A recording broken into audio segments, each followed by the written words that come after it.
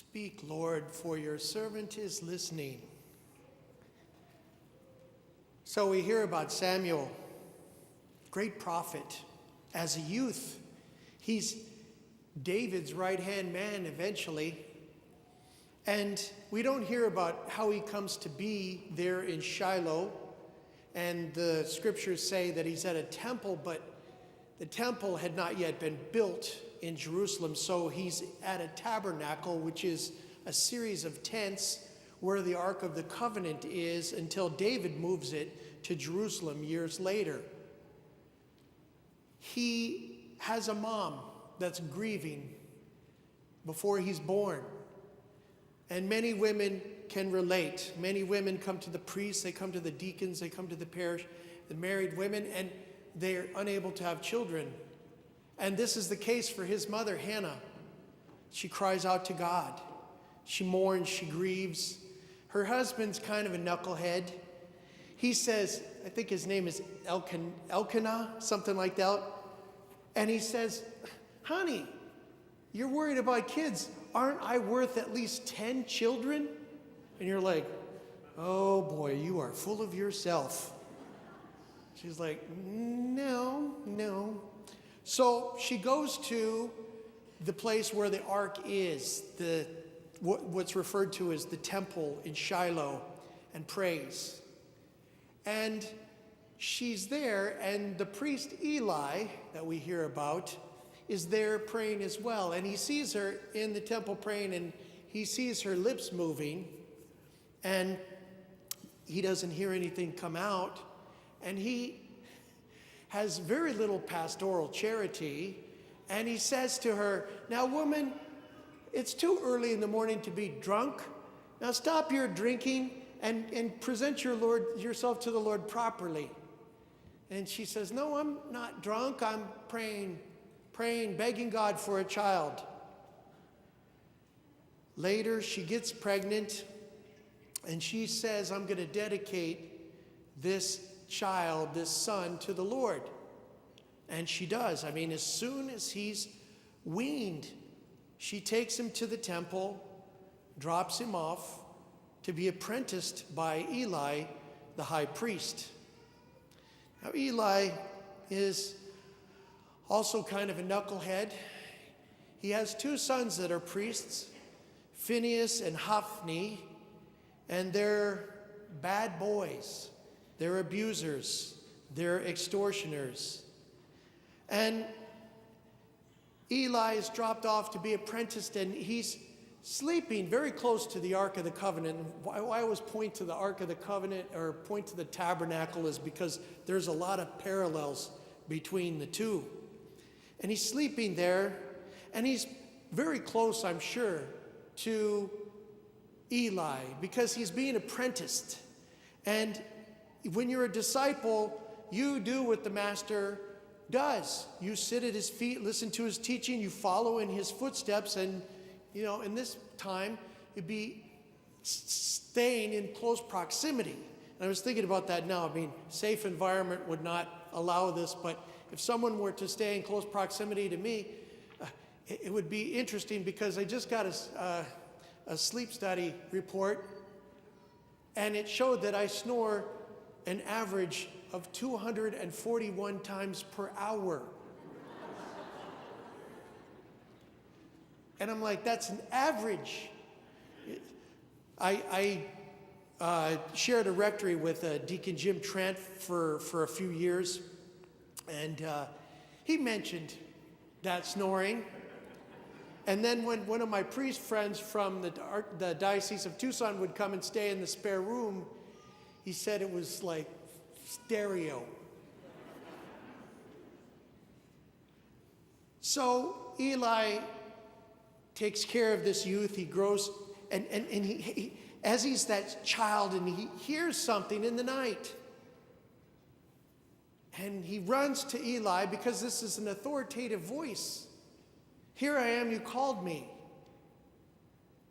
I didn't call you, kid. Go back to sleep. What's going on? And it happens a second time, and then it happens a third time, and Eli figures out, oh, It's the Lord calling the youth.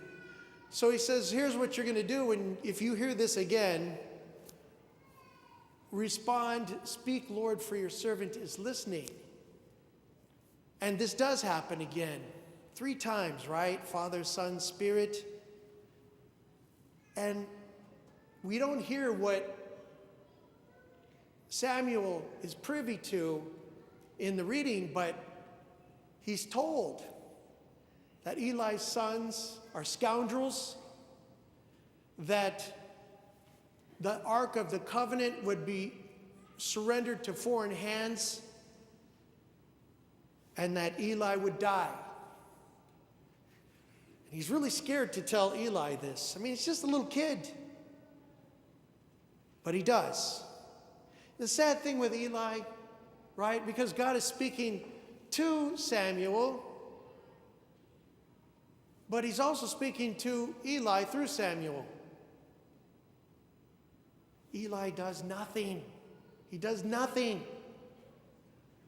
It's so reflective of the spiritual life when God is calling and calling and calling, and we just stay stuck. Oftentimes we know what he wants of us, and we're like, yeah, door number 2, please. So it comes to pass years later that the Israelites are attacked by the Philistines. Phinehas and Hophni, the sons, are killed in the battle. Eli is now an old man sitting on the stoop as they come back from battle, and they tell him that his sons are dead and the ark is in the hands of the Philistines. Falls over dead. Speak, Lord, for your servant is listening. We're called to listen to the Lord, but we have so many impediments. Going into the gospel, we hear about John, and we've been hearing a lot about John through the Christmas season and before that. And he's standing there with 2 disciples. One is Andrew, the other one might be John.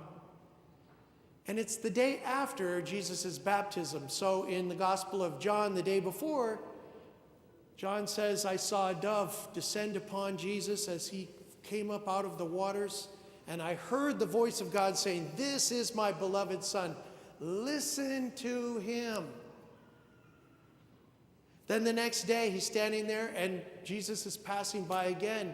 And he's like, Andrew, behold the Lamb of God, who takes away the sins of the world. And these 2 just head out. They know something, they need something from Jesus, so they start following him. And he probably turns around and he says the first words in the Gospel of John. What are you looking for? What are you looking for? They answer him in a very strange way. They answer him with a question. Master, where are you staying? Because they're following him, they're following in his footsteps, they're becoming disciples, and like staying in the temple with Eli, they are going to stay with Jesus. They're going to put their footsteps in his footsteps and follow after him. Where are you staying? Come and see. We find out that Andrew eventually introduces Jesus to his brother. We don't know how long after, because they're in the region of Jericho at the Jordan, and Andrew is from Galilee up north, and so is his brother. His brother has his fishing business up there. And Jesus eventually meets Peter, and he says to him, Simon, your name will be the rock, Kepha, and upon you I will build my church. Speak, Lord, for your servant is listening. How do we listen?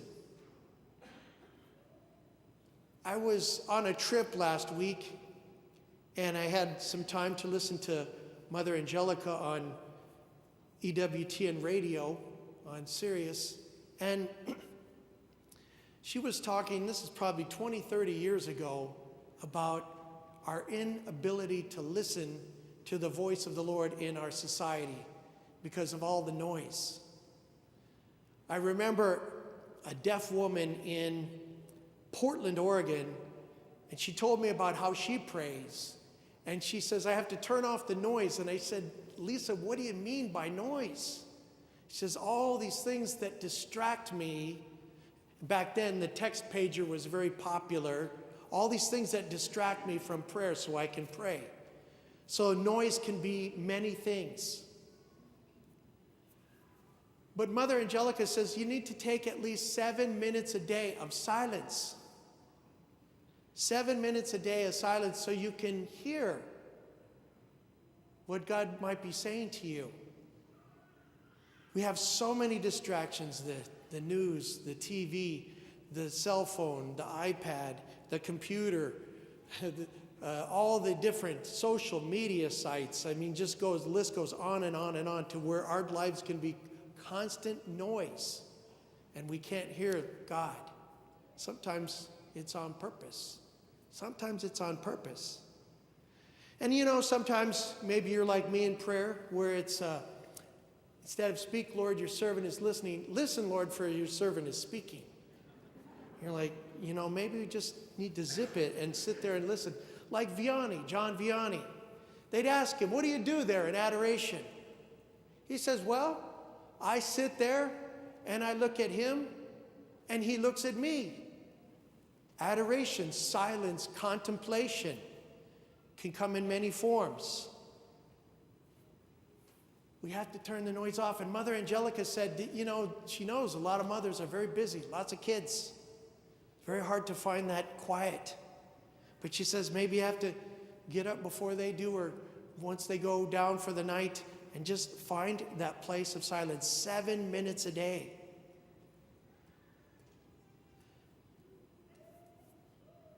I was walking through the garage yesterday and the Lord spoke to me. And he does this. And he says, you need to spend more time out here in the garage. And he knows me. He knows my spirituality. He knows that I worked with my hands for many years. And that there's a particular relationship with St. Joseph in the garage, working on things, fixing things, arranging things. I'm not very good at building, but I did a little building last night, modifications. Did a little welding last night. You need to do this because it's good for your soul. Because he knows. He knows the last 9 months. I spent a lot of time concerned about things that I have no power over at all. And maybe you do this too. A lot of time spent thinking and pondering and worrying about things I have no power over at all. It's like, no, go to the garage. Go to the garage and encounter me through my servant, St. Joseph. What is he saying to you? What are you looking for as we begin this new year? What message does he have for you? He has a message for every one of us. Every one of us is called. Every one of us. What is it he's asking of you? What is he trying to say to you in this new year?